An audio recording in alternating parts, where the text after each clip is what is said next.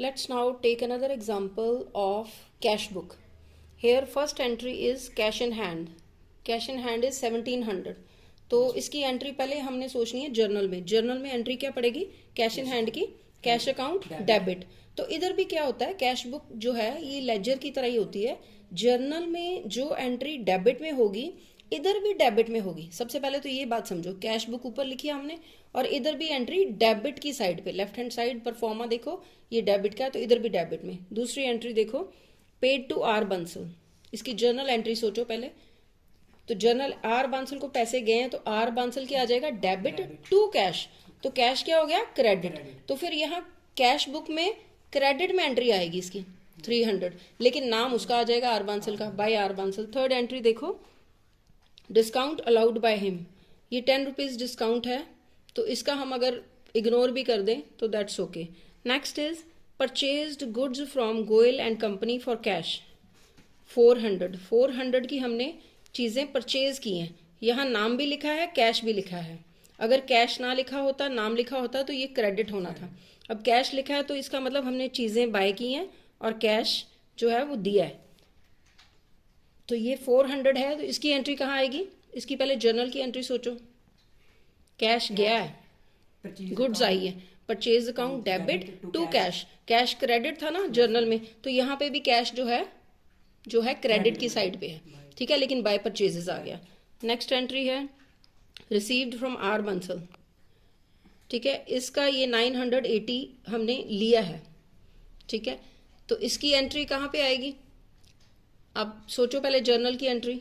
Received amount आया हमारे पास 980, तो ये डेबिट आ जाएगा. ठीक है, तो ये डेबिट की साइड पे आ गया. नेक्स्ट देखो,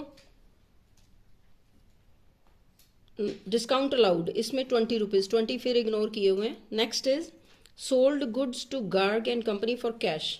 अब चीज़ें बेची हैं, कैश आया, तो इसकी एंट्री जर्नल में सोचो. कैश आया तो cash account debit to sale account. बिल्कुल ठीक है.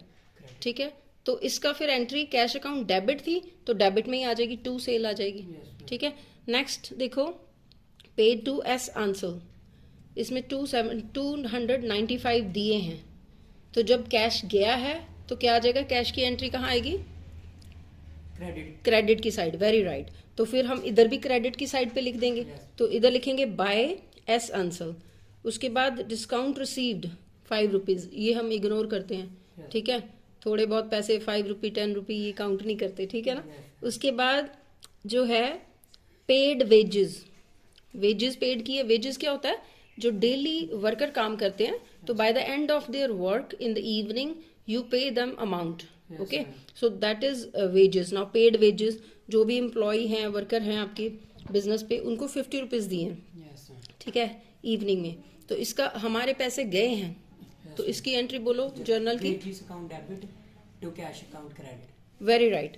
तो कैश अकाउंट क्रेडिट है तो यहाँ पे भी बाय वेजेस आ जाएगा. Very right. उसके बाद आपको बताया था सैलरी का भी इसी तरह से होता है ना. Next is paid to X and company in full settlement of his account which shows a credit balance of 400. तो इसको हमने क्या किया, 400 का क्रेडिट बैलेंस हमने 390 दे दिया. तो फुल सेटलमेंट होती है, मीन्स के 10 रुपीज़ हमने नहीं दिए. ठीक है, तो ये लिखा पेड टू, तो पैसे गए हैं तो ये फिर कहाँ एंट्री होएगी? जर्नल की. जर्नल में जो पैसे हमारी तरफ से जाते हैं ट्रांजैक्शन में, तो उसकी एंट्री कहाँ डालते हैं? कैश की क्रेडिट में. ठीक है, तो क्रेडिट में डालते हैं तो इसकी भी 390 हमने क्रेडिट में डाल दी. उसके बाद परचेज फर्नीचर खरीदा हमने 200 का, तो इसका क्या? आप जर्नल की एंट्री बताओ. जर्नल की account debit. Very right. To cash account. Very right. Furniture account debit to cash. तो इसमें हमारा कैश क्या था? क्रेडिट. तो ये भी कैश क्रेडिट में आ जाएगा. ठीक है, okay, got it. Yes. Okay.